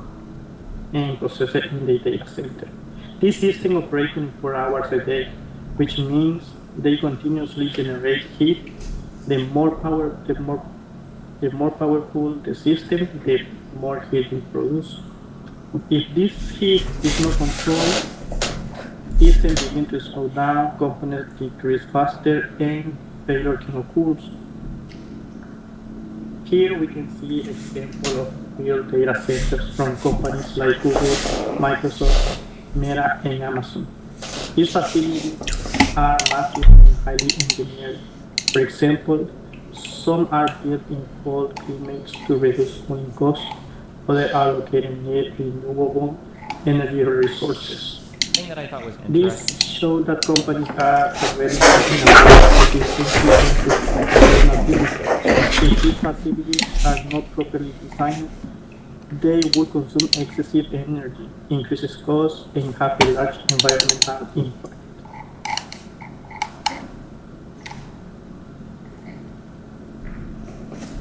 So why cooling is so important? Electronic components generate heat as a result of electrical energy being converted into computational work. When temperature increases, processors begin to slow down automatically to avoid damage. This reduces performance and efficiency. High temperature also accelerates hardware degradation, meaning components wear out faster. In extreme cases, overheating can cause system failure or downtime, which can be very costly. Energy consumption. Data centers consume a large amount of electricity. Cooling systems alone can represent about 30 to 40% of total energy consumption. As artificial intelligence grows, this problem becomes even more significant due to increasing heat generation. Improving cooling efficiency is essential for reducing costs and environmental impact. Data centers require massive amounts of electricity power because thousands of servers networking systems and cooling equipment operate continuously. This makes a reliable energy infrastructure essential, since even a brief power interruption can cause system failure, data loss, or service outage, affecting millions of users. To prevent this, data centers use backup generation, redundant power system, and uninterrupted power supply. At the same time, energy consumption has a direct environmental impact, which is why many companies are transitioning to renewable resources like solar or clean energy. Solutions are increasingly used to reduce carbon emissions while maintaining performance, helping data centers become more efficient and sustainable over time. This is one of the biggest challenges in data centers because it is direct resulting of high performance computing. As processors handle large amount of data and complex calculations, they generate heat as a byproduct of electrical energy. If this heat is not controlled, it accumulates and affects system performance. Processors begin to slow down to protect themselves, reducing efficiency. Over time, excessively heat can damage components, shorten hardware lifespan, and increase the risk of system failure. This is why efficiency cooling is essential. Managing heat properly ensures stable performance, prevent costly downtime, and allows systems to operate at the full capacity. Traditional air cooling is the most commonly used method in data centers, relying on air conditioning systems designed to control temperature. Cool air is pushed through server racks where it absorbs heat generated by the unit, and the hot air is instead removed from the room.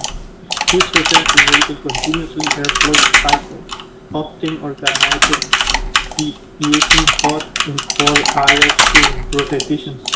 However, air is not very efficient at transferring heat, which means large volumes must be moved constantly, increasing energy consumption as computing power and server density continues to grow. Air cooling becomes less efficient and stable to handle high heat flows efficiently. So why do you cooling liquid cooling? Liquid cooling is a method that uses fluid instead of air to remove heat from electronic components. Liquid are much efficient at transferring heat because they have higher thermal conductivity and heat capacity, allowing them to absorb and carry heat more efficiently. In this system, cooling circulates through pipes or cold plates that are attached directly to components such as CPUs and GPUs. As the liquid flows, it absorbs the heat generated by these components and transports it away. The heated liquid is then cooled down through a heat exchanger and recirculated, creating a continuous and efficient cooling cycle that maintains a stable operation temperature. There are types of liquid cooling, which are direct to chip cooling, immersion cooling, and rear door heat exchangers. So on direct chip cooling, focuses the liquid cooling focuses on the hottest component in the server. Cool plates are placed directly to CPUs and GPUs, which are the main source of the heat. Coolant flows through these plates and absorbs heat immediately as it is generated. This method is highly efficient because it targets heat as its source rather than trying to cool the entire equipment.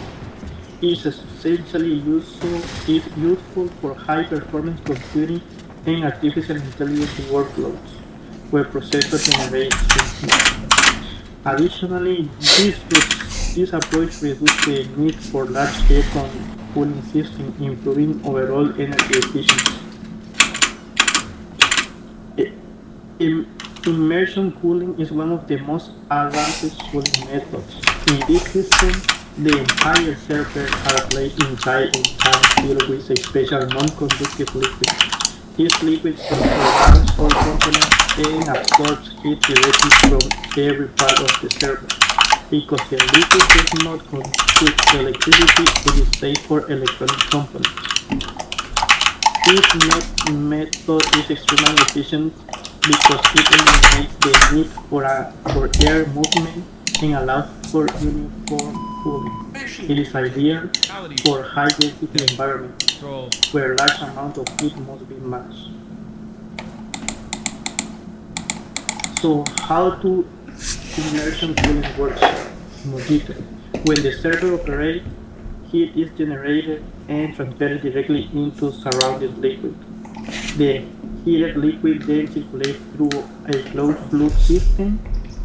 It is moved to a heat exchanger where the heat is removed, often using another cooling system such as water or air. After the heat is removed, the cool liquid returns to the tank and the cycle repeats. This continuous process allows for efficient and stable temperature control. Because the system is also looped, it also reduces water usage and environmental impact. Rear door heat exchangers are a hybrid solution. They are installed at the back of the rack server where hot air exits the server. As the hot air passes through the rear door, it goes through cooling coils filled with liquid. The liquid absorbs the heat from the air almost immediately. The cooled air is then recirculated back into the room This system enhances traditional air cooling rather than replacing it completely. It is practical. It is a practical solution for upgrading existing data centers without redesigning the entire cooling system.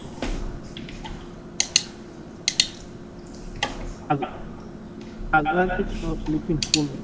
Liquid cooling provides several important advantages that make it a more efficient solution compared to traditional air cooling. One of the main benefits is higher energy efficiency. Since liquids transfer heat more efficiently and require less power to maintain optimal temperature, this also allows for higher computing density, meaning more powerful servers can operate in the same space without overheating.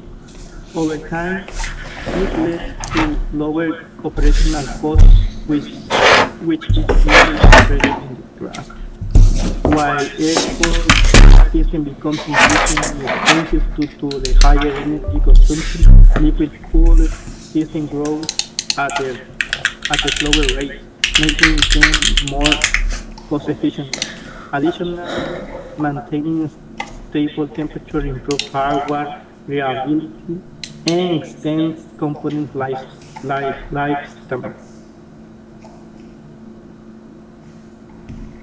Sustainability is becoming a major priority in modern data center design, especially as energy demand continues to grow.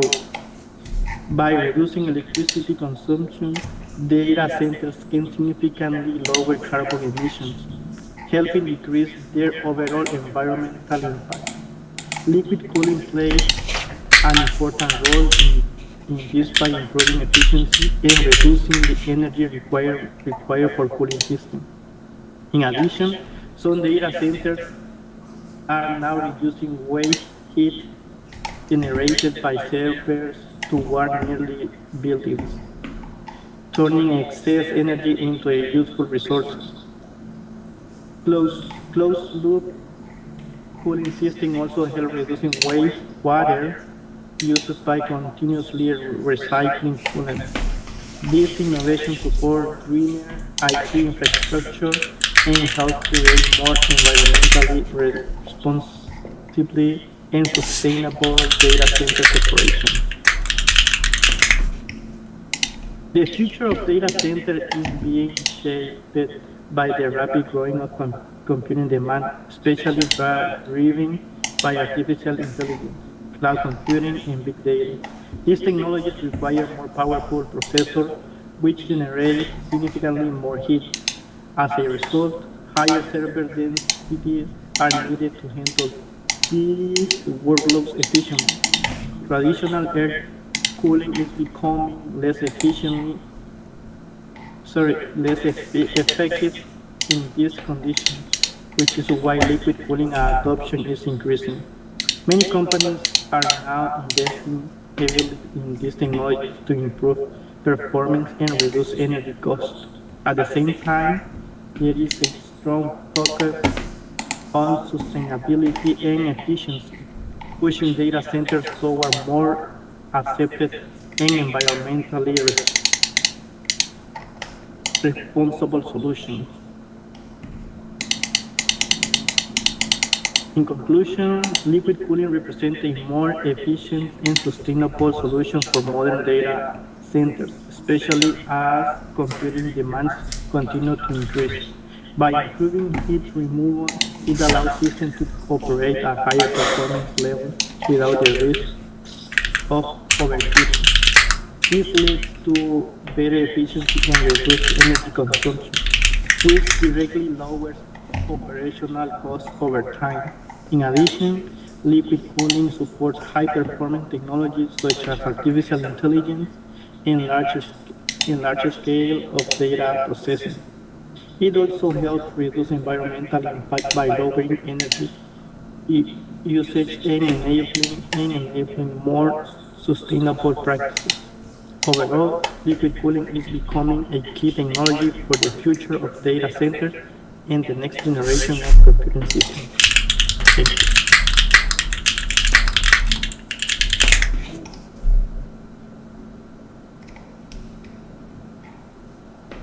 All right. One last call for Hugo. I don't see Hugo here.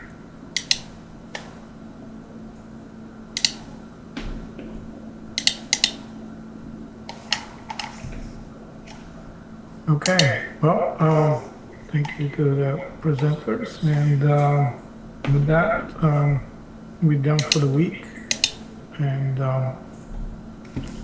I'll see you back next Wednesday. Thank you.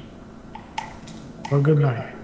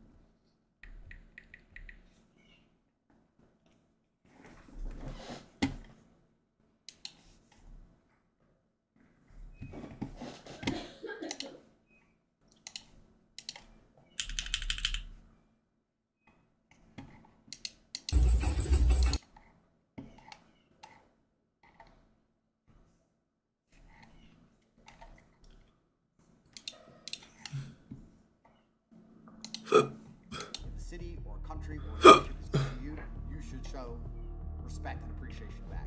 And I'm very disappointed in the people who left, to be honest. I'm very disappointed. I'm here to stay. In during the missiles on purpose to prove a point, because I think that if the city or country or leadership is good to you, you should show respect and appreciation back. And I'm very disappointed in the people who left, to be honest.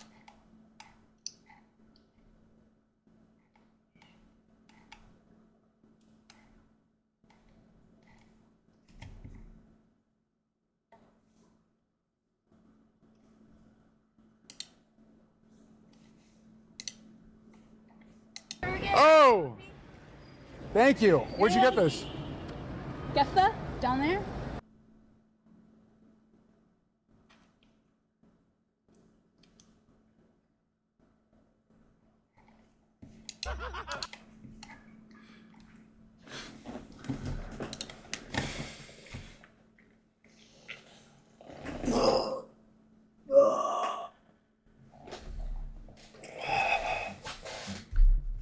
$22.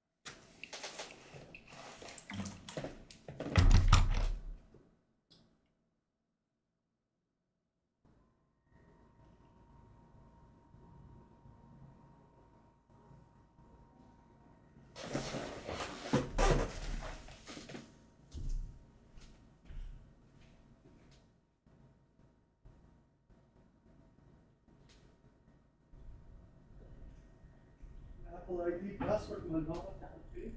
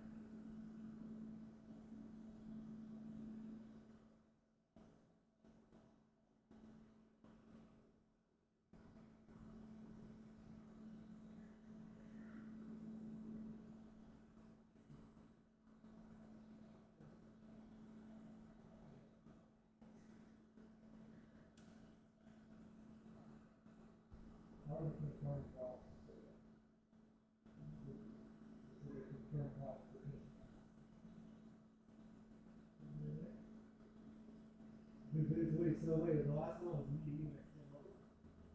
Yeah. So I ran off the thing like that was.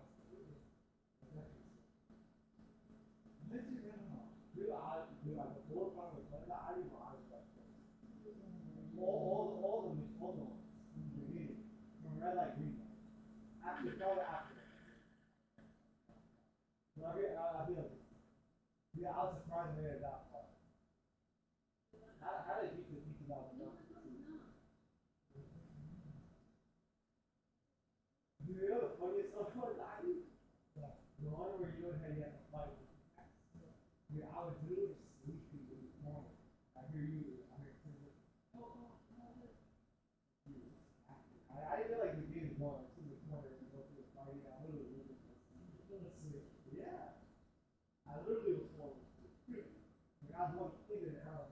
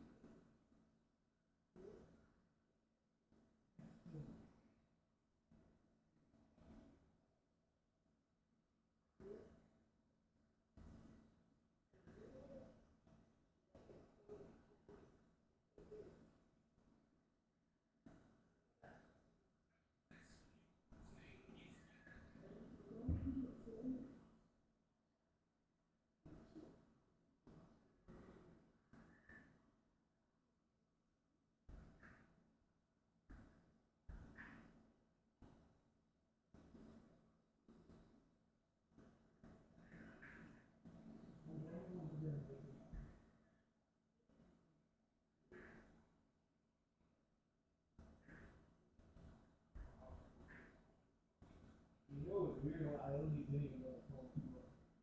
I don't even know what happened. I told you.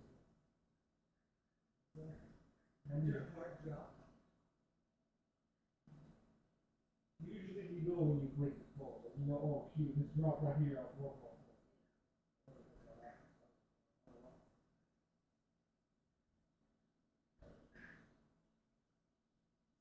But actually, I had like one time I did drop it. I thought it was something.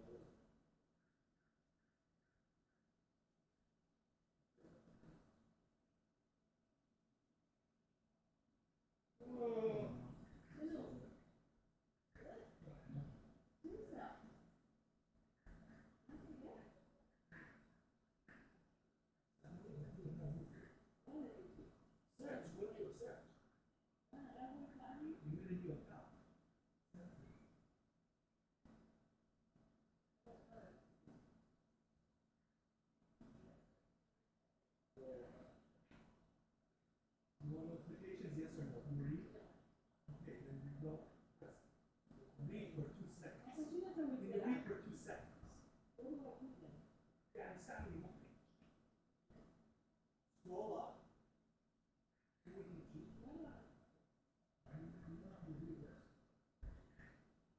Okay, read. Like that. Good.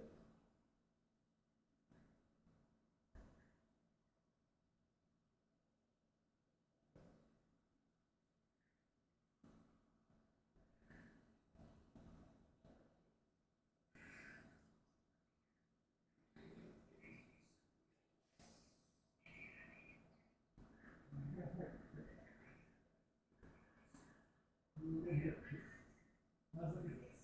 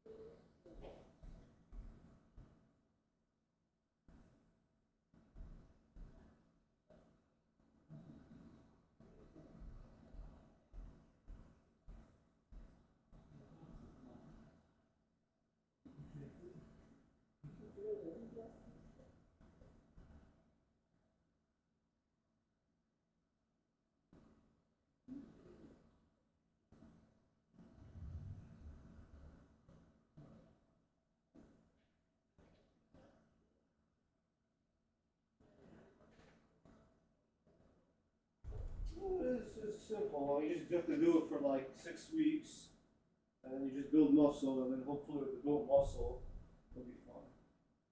That's really all that PT is. Hopefully.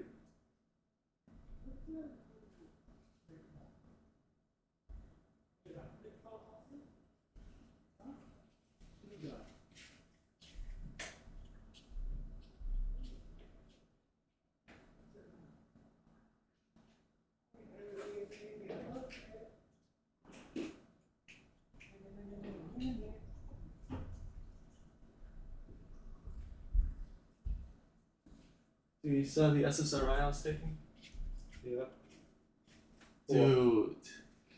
What? It's just like. You know what it did? What? It rounded my nervous system. Okay. What Is was it that supposed to do that? What is it supposed to mean? Or like, What does that mean? like before, I used to get like string bursts of. Like with everything, I always get like emotionally overwhelmed with everything. The SSRI, it like usually it's super sharp, right? Yeah. Sort of like rounds it by 50%. You mean you don't feel as much of a trigger? Yeah. Like I've noticed that the trigger is a lot weaker with highs and lows. It's much weaker. Like before it used to be like crushing. And it's always been like that.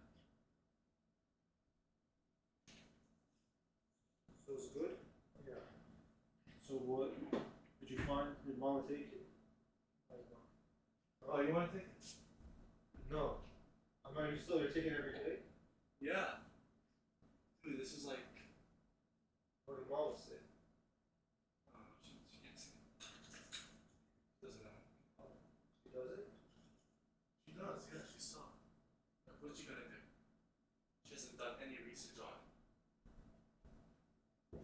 So when you went to the doctor, what'd you tell him? Just he gave me a paper and I asked questions. And I answered the questions. He was like, alright, take it. So I'm on like 5 milligrams, just like a low dose. Apparently they usually take 10. He told me take 10 after. But I don't know. It's because you're supposed to increase exposure. You're supposed to take it for a while too. Yeah. Dude, how many of those rapid charges you bought? Oh, they don't. Why? It's really fast. The 30 watt? The one they put in the garage is charged so fast. It's not working for me. Really? Yeah. How?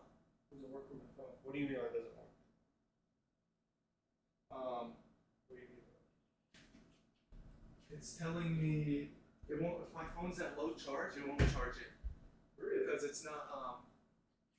If my phone's at 1%, it will not charge my phone. If it's at 5%, it won't charge my phone. Because it's not official Apple.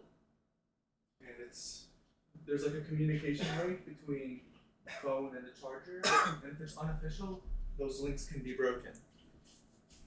So what does it charge when it's more? Is this it? This Huh? is it? This is the charger? Is this it? So yeah. But you see, it'll charge, but I'm telling you, if it's at 2%, 3%, it just won't charge. Yeah. Yeah, it's really annoying. Well, you know how I think like at first with the SSRI, I was like, because I don't want to be in the placebo, you know? I'm like trying to think, is this working? I don't know, this feels different, this feels different. And then it's like I was listening to music. Usually music gets me like really hyped up, right? Okay. It's just it didn't spike me. Like my emotions are like spikes. They're like ooh, ooh, ooh. I was listening to the music, it was just like this. I'm like, is this how it feels to be normal?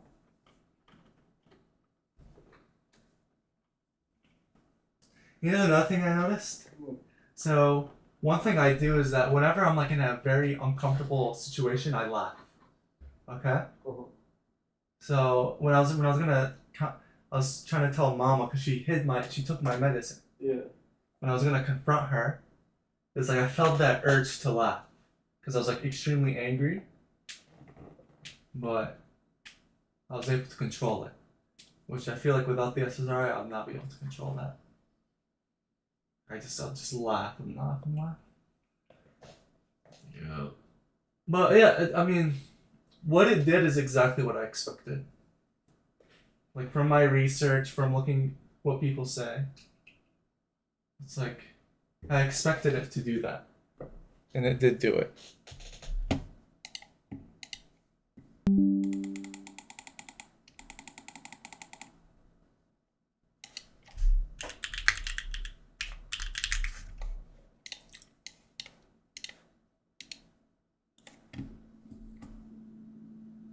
Oh, another huge thing. So whenever I take Adderall, I have extreme anxiety. Okay? Like my entire body feels cold. Now it's like, once again, it's like 50% reduced. so I can study way better because I'm less anxious. Like I don't know, is Adderall supposed to do that, right? Do what? It gives you anxiety. Maybe that's what the side effects. Like I feel very anxious when I'm on Adderall, and it's overwhelming.